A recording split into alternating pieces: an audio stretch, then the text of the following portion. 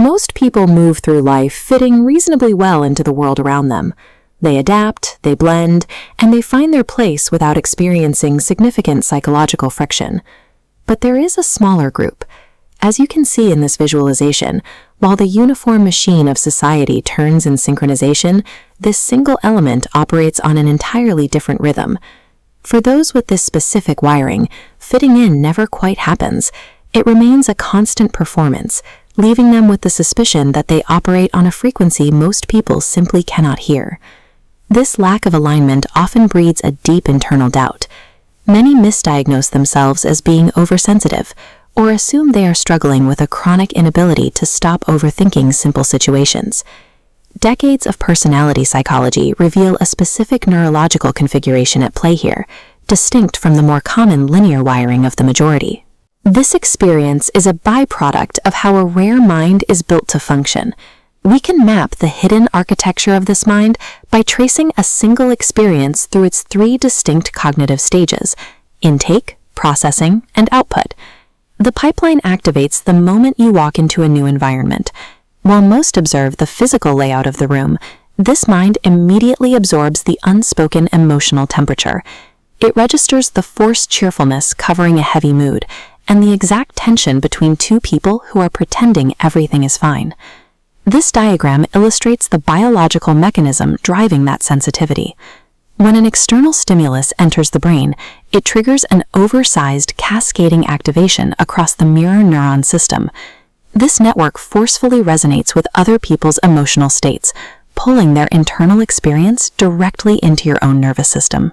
Because this intake system is highly tuned, participating in environments built on surface-level pleasantries or performative conversations becomes physically uncomfortable. This discomfort is a literal biological stress response.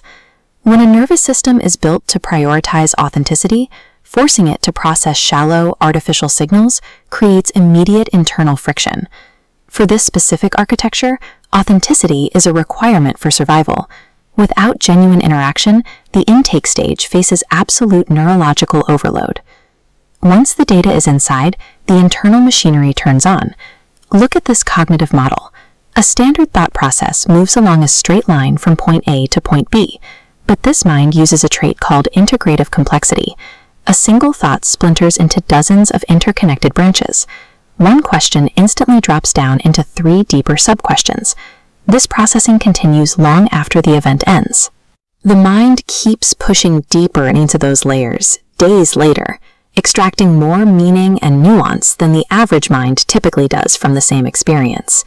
While this looks like anxious rumination from the outside, research shows it is a functioning cognitive feature. The brain is simply taking the time required to map every layer of the interaction. Then there is the quirk of metacognition. This is the dual state of fully participating in an experience while simultaneously observing yourself from the outside. You are present in the moment, but also quietly witnessing it happen from a slight distance. This dense processing engine makes experiencing the world profoundly richer. However, it creates a relentless internal workload that never truly powers down. Eventually, all of this processed data produces a behavioral output. A mind carrying this much internal weight naturally responds differently to society's standard goals and milestones. This is psychiatrist Viktor Frankl. He identified the search for meaning as the primary human drive, a need this rare mind experiences with acute intensity. Because of this drive, the mind will hit the brakes. It will refuse to sustain effort on any path that feels empty, regardless of how impressive that direction looks to the people around them. The ultimate byproduct of this system is a set of persistent questions. Why are things the way they are? What does it mean to live well? Most people set these questions aside in adolescence, but this mind carries them into every quiet moment of adulthood. The output of this architecture is measured in intellectual humility. It results in a mind that refuses to stop looking deeper until it finds a point of genuine substance. When we view this entire profile as one unified system, sensitive intake, layered processing, and meaning-driven output, the feeling of being out of sync begins to make sense. Carrying this specific configuration is quietly exhausting. It does not offer a simpler life. and it does not make a person superior to the linear world around them. However, these traits represent the intended operation of this specific architecture. The sensitivity and the depth are features of a system designed to extract maximum value from every second of existence. The friction you feel comes from forcing a layered mind to live a surface-level life. Accepting this architecture means you no longer have to apologize for the depth your mind requires to function.